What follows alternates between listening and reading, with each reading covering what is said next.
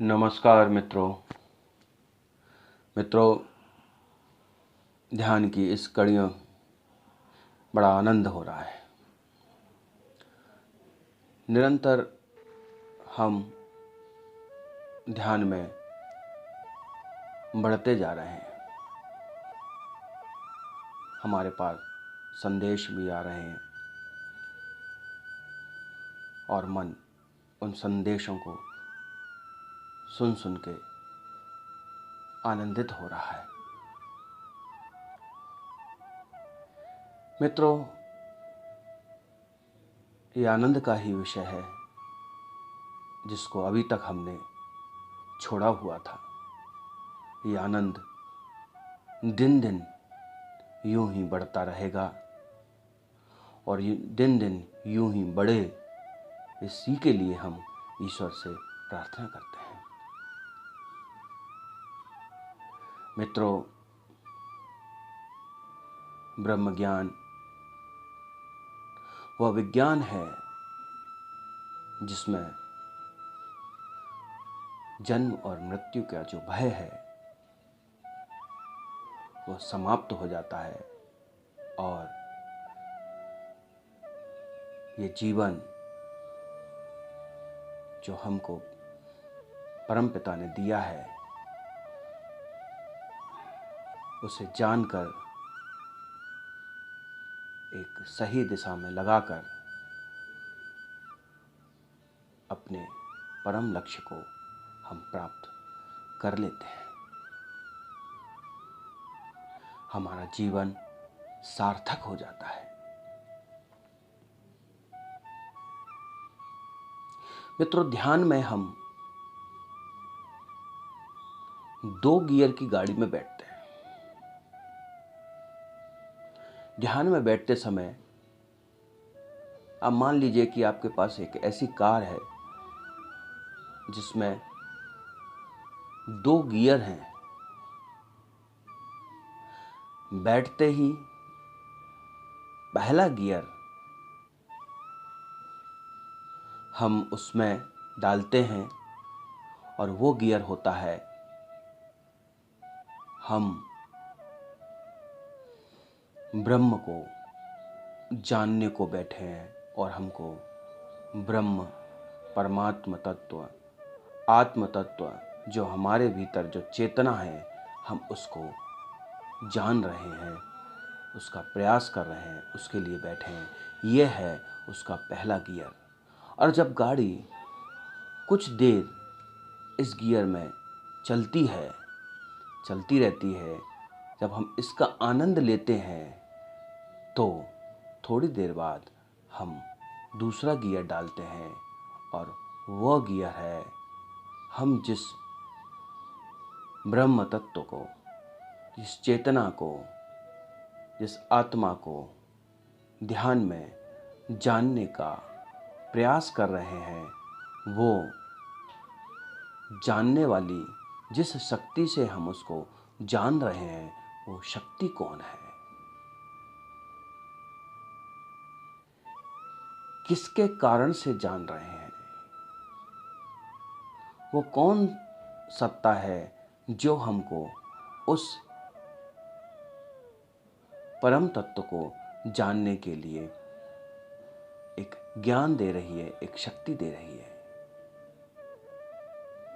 और वो जो जैसे ही हम इस दूसरे गियर में गाड़ी को चलाते हैं तो हमको पता लगता है कि हम उसी ब्रह्म को, हम उसी ब्रह्म की चेतना से, हम उसी ब्रह्म की शक्ति से इस ब्रह्म के लिए बैठे हैं। चीज एक ही है मित्रों, समझने का और ध्यान में अंदर घुसने के ये तरीके हैं। पहला हम ये कि हम ब्रह्म को जानने के लिए बैठे हैं, हम अपने आत्म तत्व को जानने के लिए बैठे हैं और थोड़ी देर बाद हम सोचते हैं कि इसको जनाने वाला कौन है, कौन है जो हमको यहाँ अंदर गहराई में उतार रहा है, और जो कौन है वही ब्रह्म है। बस ये खेल हमको उसके साथ खेलना है। धीरे धीरे वो अपने रंग में, अपने रस में आपको सराबोर कर देगा।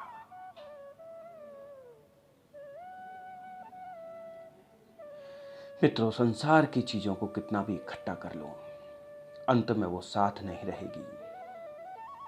और ये जो ज्ञान है, ये आपके साथ रहेगा, ये आपको निडर बनाएगा।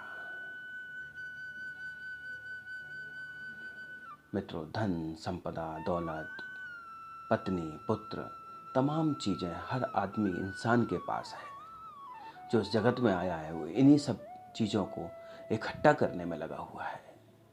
ज्ञानी वो है जो साथ साथ उस ब्रह्म को भी जान लेता है, जिसने हमको इस योग्य बनाया है। मित्रों, ये समझदारों का ही काम है। मूर्ख केवल संसार की कूड़े करकट को ही इकट्ठा करके चले जाते हैं। हम भाग्यशाली हैं, हम धन्यभागी हैं जो हमारा मन उस प्रभु में लग रहा है। हम निरंतर उसमें बैठ रहे हैं और गहराइयों में जा रहे हैं। धन्य हैं आप सब जो उसकी गहराइयों में उतर रहे हैं, आनंदित भी हो रहे हैं। प्रभु से प्रार्थना है, और उतरिए और उसके आनंद को पाइए। मित्रों, ये संसार की वस्तुएं किसी काम की नहीं है। इनका उपयोग केवल जीवन जीने तक ही है। लेकिन जीवन के जाते समय, जीवन के समाप्ति के समय कोई ताकत, कोई शक्ति, कोई आत्मबल हमारे पास होता है जो हमको मुस्कुराहट के साथ जाने के लिए कहता है। वो यह ब्रह्म ज्ञान है। और सारे धनवान जो इस ब्रह्म ज्ञान को नहीं ले पाते, वो अंत में गरीबों की तरह जाते हैं। और जो जीवन भर गरीब रह के भी इस आत्मज्ञान को पा लेता है, वो शहंशाह और अमीरों की तरह जाता है। मित्रों, आइए हम आह्वान करते हैं कि हम जीन्स और टी शर्ट वाले युवान युवतियों को ब्रह्म ज्ञान देंगे, ब्रह्म ज्ञानी बनाएंगे और एक नया साधु समाज तैयार करेंगे जो देखने में मॉडर्न होगा, लेकिन अंदर उसके साधु होगा, एक संत होगा, एक परमात्म तत्व होगा।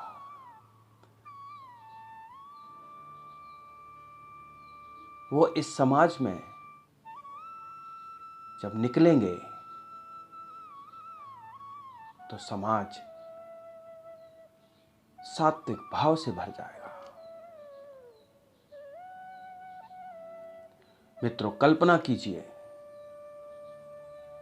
कि जीन्स और टी शर्ट में मॉडर्न साधुओं का समाज है। हर एक के अंदर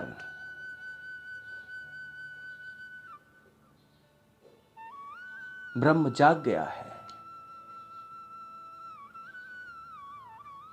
तब ना कोई भ्रष्टाचार रहेगा, ना कोई हिंसा होगी, ना लोभ होगा, ना लालच होगा। और इन लोभ लालच के कारण से कोई कुकृत्य नहीं होगा।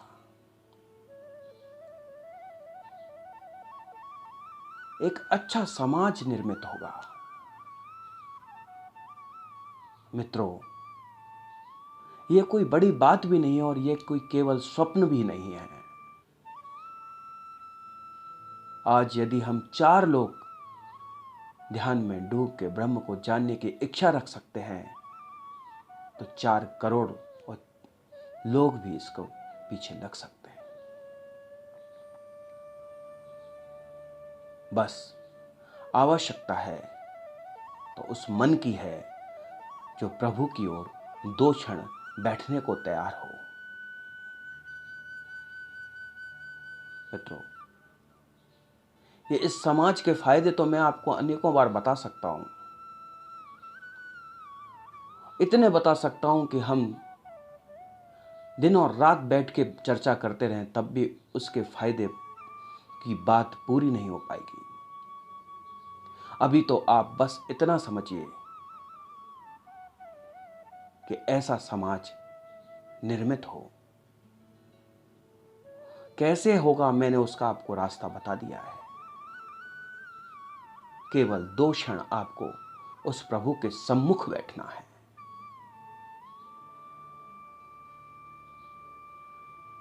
उसमें डूबना है। उसके आगे का काम वो परमपिता परमेश्वर खुद करेगा।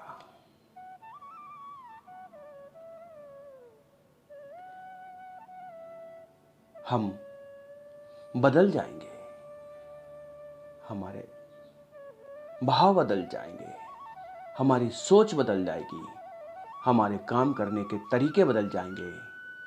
हम संसार के सारे काम सामान्य लोगों की तरह करेंगे, लेकिन अंतर मन में प्रभु होगा और वही शक्ति हमको सुसंस्कृत करेगी, संत बनाएगी।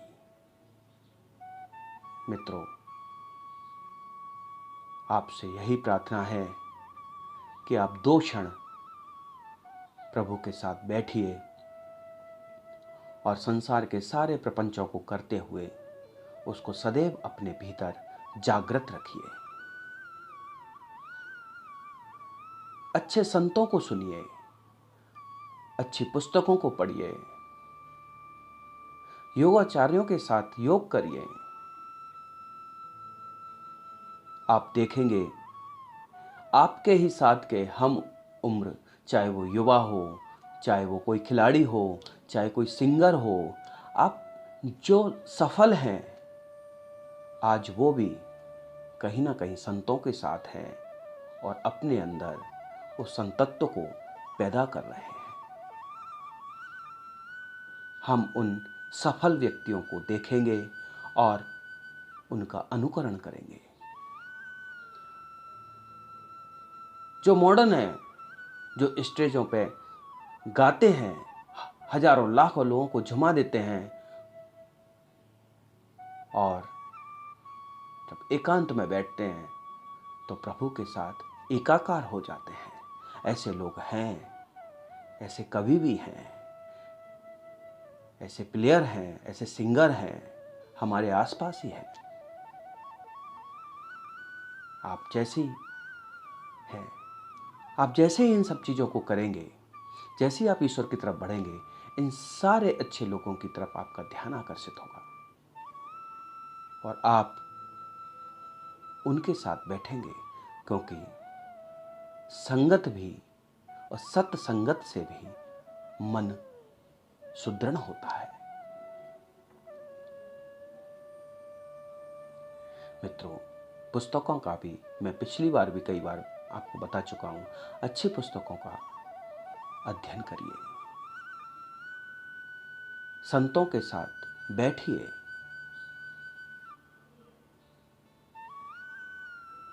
आपका जीवन निखर जाएगा। हम एक अच्छे समाज का निर्माण कर पाएंगे। मैं इस बात के साथ अपनी बात को विराम दूंगा। संत समागम हरि कथा, तुलसी दुर्लभ होए, सुत धारा धन लक्ष्मी, पापी घर भी होए। इसलिए आप उस दुर्लभ कार्य को कर रहे हैं तो निश्चित ईश्वर आपको देख रहा है। हम सफल होंगे, निश्चित होंगे। इस समाज को खुशबू से भर देंगे। इसी निश्चय के साथ मैं नमस्कार करता हूँ। जय बजरंग।